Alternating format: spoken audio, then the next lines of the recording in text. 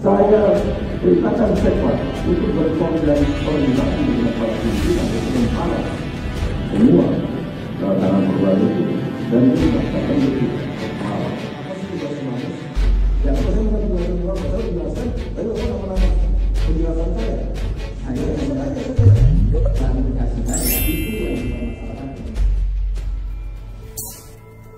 Ketua DPRD DKI Prasetyo Edy Marsudi dilaporkan ke Badan Kehormatan Dewan oleh 4 wakil ketua dan 7 fraksi dari DPRD DKI Jakarta.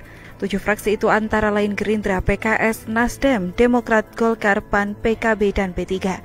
Pelaporan ini merupakan buntut dari penetapan jadwal sidang paripurna interpelasi terkait Formula E dalam rapat Badan Musyawarah September lalu.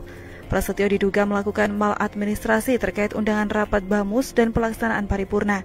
Tapi itu dibantah oleh Prasetyo yang mengatakan penjadwalan rapat paripurna interpelasi tersebut sudah legal dan sesuai dengan aturan.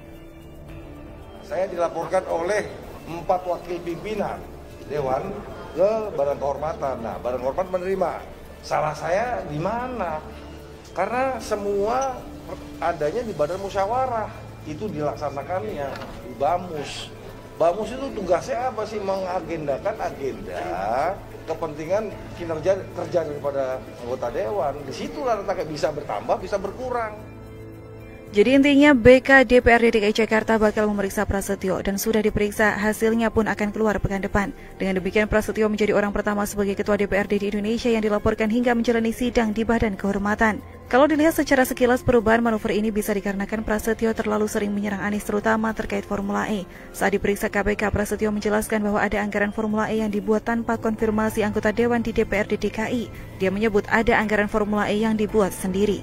Jadi ada anggaran yang sebelum menjadi Perda APBD itu sudah izin kepada Bank DKI senilai 180 miliar rupiah. Dalam perundang-undangan setelah menjadi Perda APBD baru itu bisa dilakukan. Ini kan enggak, tanpa konfirmasi dia langsung berbuat sendiri, katanya. Sebelumnya Prasetyo juga menyebut anggaran sebesar 560 miliar rupiah untuk Formula E yang bersumber dari APBD DKI bukan untuk dinikmati warga Jakarta, melainkan lari ke luar negeri. Dia menyebut uang itu digunakan untuk membayar komitmen fee Formula E Operation yang bermarkas di Inggris. Inikah yang disebut dengan the power of fine dining? Tahu fine dining bukan? Bahasa awamnya makan enak. Fine dining merujuk pada momen makan di restoran berkualitas yang makanannya enak-enak. Dulu ketika wacana interpelasi mulai menyeruak dan memanas, Anies seolah mencium ini dan mengundang 7 fraksi parpol minus PSI dan PDIP untuk makan malam. Makan apa? Tak ada yang tahu. Ada sindiran bahwasanya mungkin makan lobster.